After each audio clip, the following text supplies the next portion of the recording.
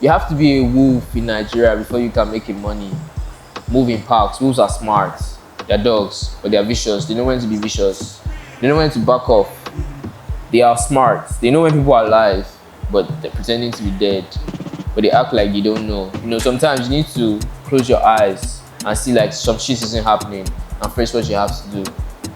Wolves do that.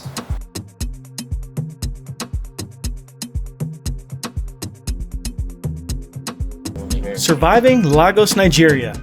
There is no doubt that this is a frightening, adventure-filled, and challenging destination for either veteran travelers or daring and brave individuals with a tendency to do things the hard way.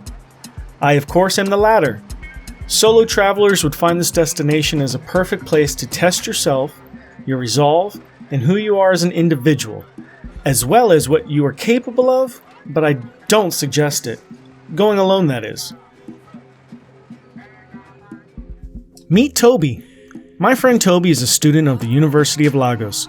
He studies engineering and is a kind person who loves to laugh. If it weren't for Toby, this trip would have been a lot scarier and definitely much more difficult.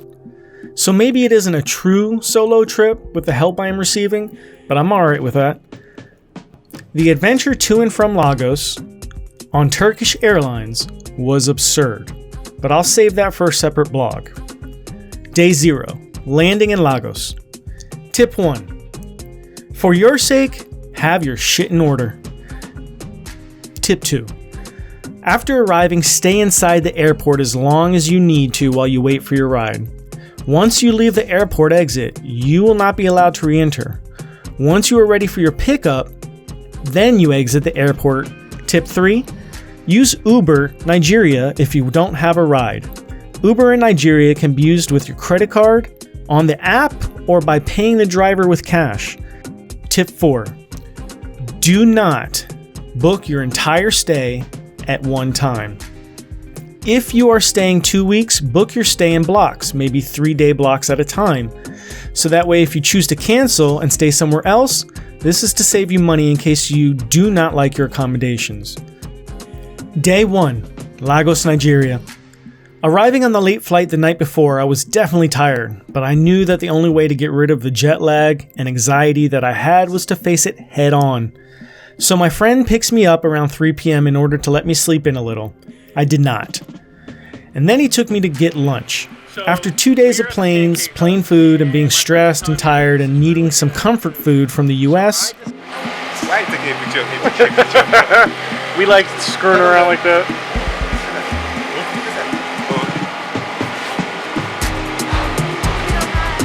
Sausages?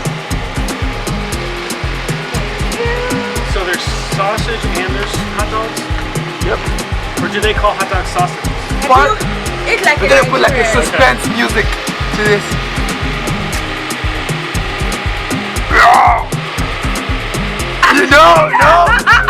No, take it in. Do it. It's good. It's good, isn't it?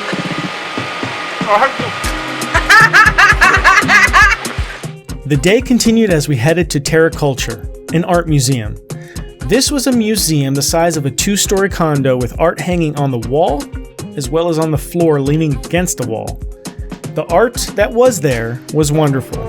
I enjoyed many pieces, and even one sculpture in particular.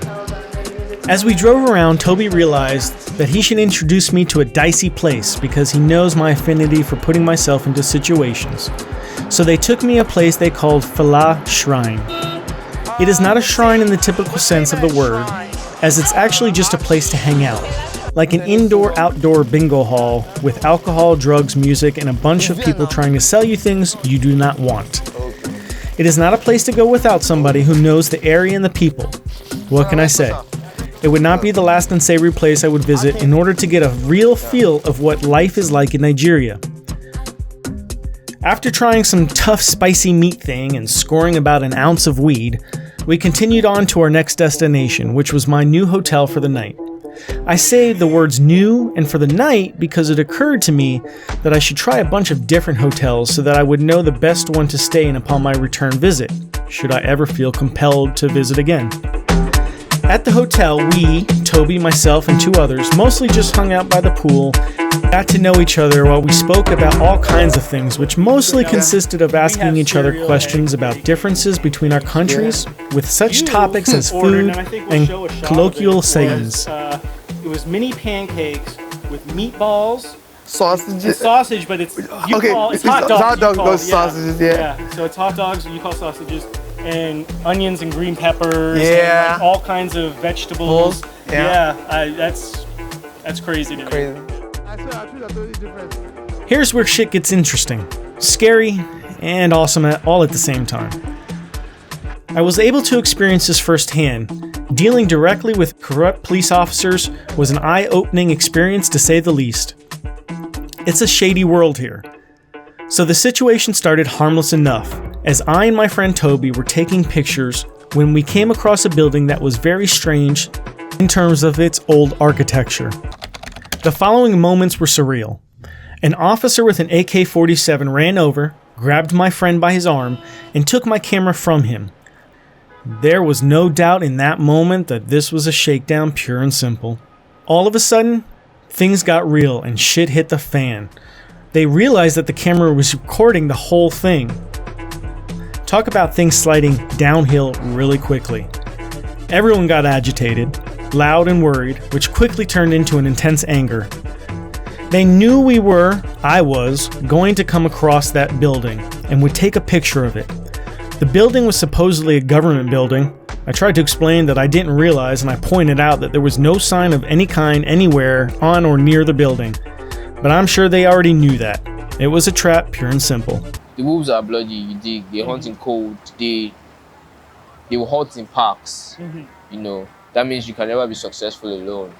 You have to have people behind you. And the shoes where you do, so if you guys get people with your back, or else they will waylay you. You know what waylay you mean? That means that they will enter you. If they see you're weak and alone, they try and take advantage of you. That's the English, you know. It turns out that they were waiting to pounce as they admitted to be watching us from far away until we were close enough.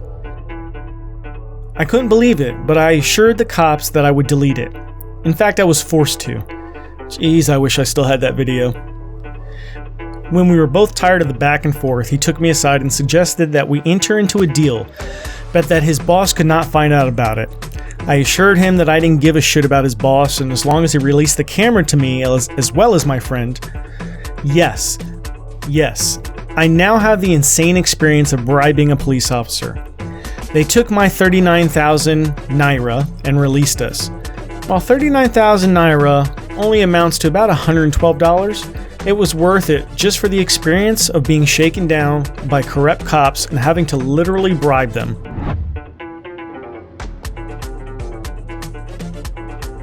It was time for my first Nigerian market experience.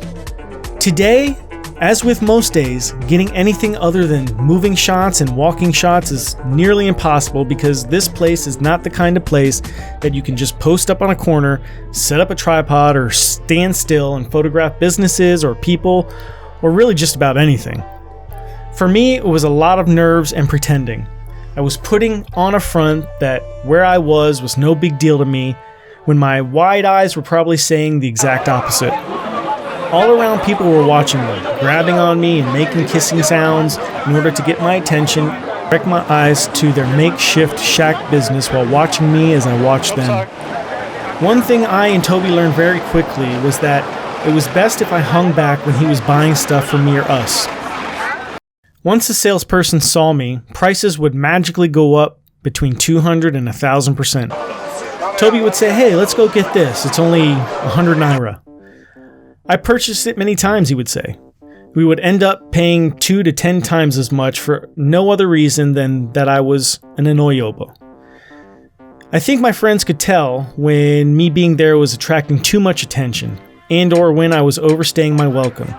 But not before I decided to throw caution to the wind, ended up intruding upon one man's sales announcements by grabbing the mic, with his permission of course, and doing my own sales pitch to get people in the door. What a way to draw even more attention to myself. I told you that my decision-making processes are out of service. Toby later ended up taking all of us to the beach.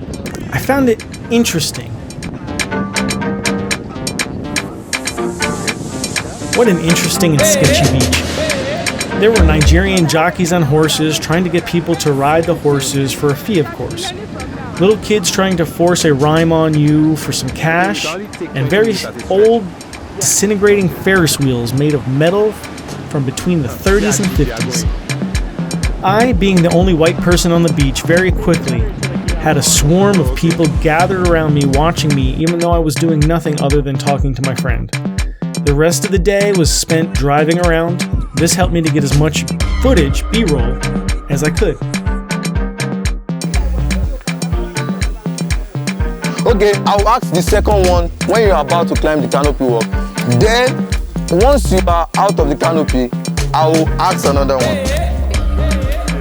It's adventurous. The shaky part of it gives you fun. When it's shaky.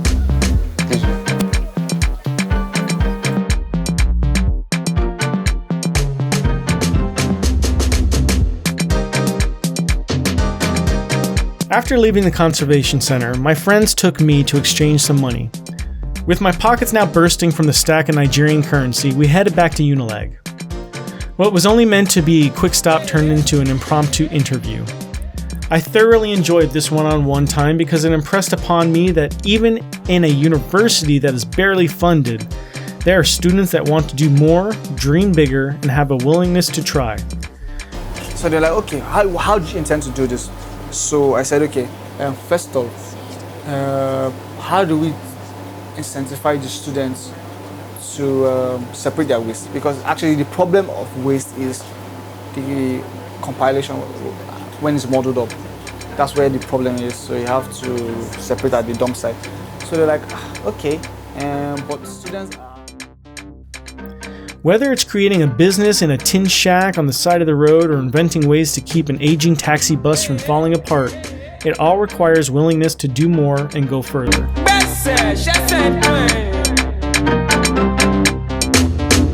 More B-roll, more interviews, and more sightseeing. One of my most memorable experiences was being invited by Toby to go to my first Nigerian church where his father was the pastor. What a good man, his father. Congenial, enthusiastic, and possessing a big heart. I really enjoyed meeting him. Church in Nigeria was like any other Southern Baptist church in America, full of singing, dancing, praising, and listening. Everyone there treated me with respect and kind of like I was famous. At one point, Toby's father asked me to come up to the front and be welcomed. Every single person in that church came to me and shook my hand. We were quick to forge a camaraderie, and I later interviewed him and his wife. Everybody get level now. You find your level. Yeah. When Toby went to work on there, like, was one of us not sharing the experience. Said that there's one place. Which place? Said that there's one place. When he first of all started, he was complaining, that place is too expensive. You cannot survive there. Then I came and I said, they took me to one place where people were leveling serious food. I said, So it's like, interestingly, just like the Bible says, it says, in the rich man's mansion, there are cobwebs.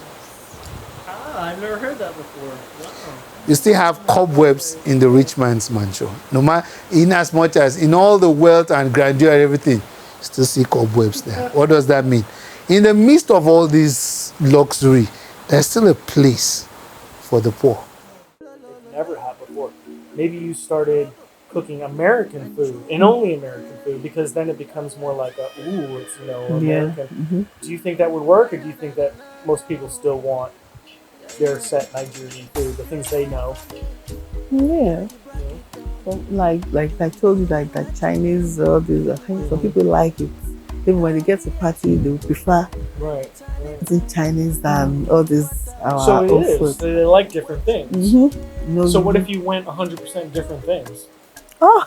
No Nigerian food. He was so kind that he and his wife invited me to spend time at their home and have dinner with them. They promised a full Nigerian food experience, and they delivered. It was so good. Thank you so much. The nightcap was a 2-hour, very informative conversation with Toby's family. It was full of honesty, insight, and truth about the country in which they lived. Today was the second time that I have found myself in a disheartening situation. The second ordeal was actually sad, in that it confirmed for me the level of corruption in this country.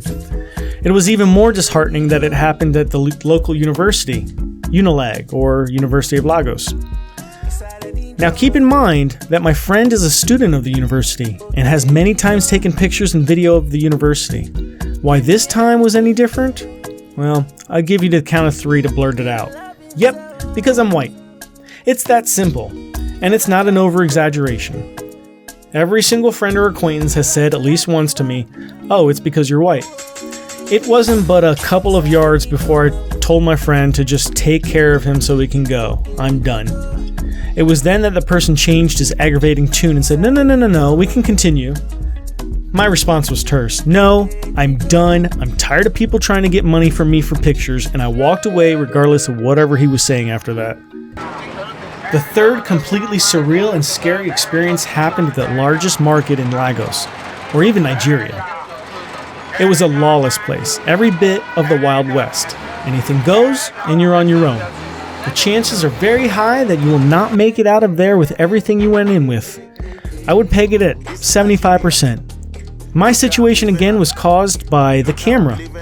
A drunk Nigerian on the 3rd floor of an adjacent building saw me taking pictures and freaked the fuck out. Yelling all the way down 3 floors, running over to the building I was at, and then running up 3 floors, he immediately began violently trying to grab my camera from me. He was what they call a street boy. They roam and fight in packs, so you're never just facing one threat. The others found me, called my place out to the lead asshole, and we were at it again. Surrounded by onlookers, he swung and swung and swung, blocking every single one. He never actually landed any punch, but he did land one to the right eye of my friend, and my other friend was knocked down to the ground. What should blow your mind about this was not so much that I was under attack, it was actually about distracting me long enough to reach into my pockets and take my money I had. I lost my money, I lost my shoes, but I got out of there with my life. It was kind of fun, but I'm not you. Heed my warnings. Let me be as honest as possible because I've always told my readers that I would. This last one was 100% my fault. Why? I have been trying to catch the real rhythm of Lagos, Nigeria. I put myself in this situation in order to get video and pictures. I tend to take more risks than the average person, and in this case I met my limit. Actually, I walked away with it with the mentality that the loss of money and assault was actually worth the experience. In the end, I'm extremely proud of myself, of my trip, and for having the cojones to even take the leap in the first place. Even with all the bad and ugly, I still enjoyed my trip for the very pure reason of, whether the experiences were good or bad, they were all experiences nonetheless. Experiences that I will carry with me for a lifetime. I definitely came back feeling like I could tackle anything. I will probably look at life in general a little differently and with a whole lot more wisdom. That's the thing about seeing and doing. Seeing is information. Doing results in the experience and knowledge. I would always rather the experience and knowledge rather than just the information. Whether that be from having watched a show, the news, or even this vlog. Good morning, my neighbor.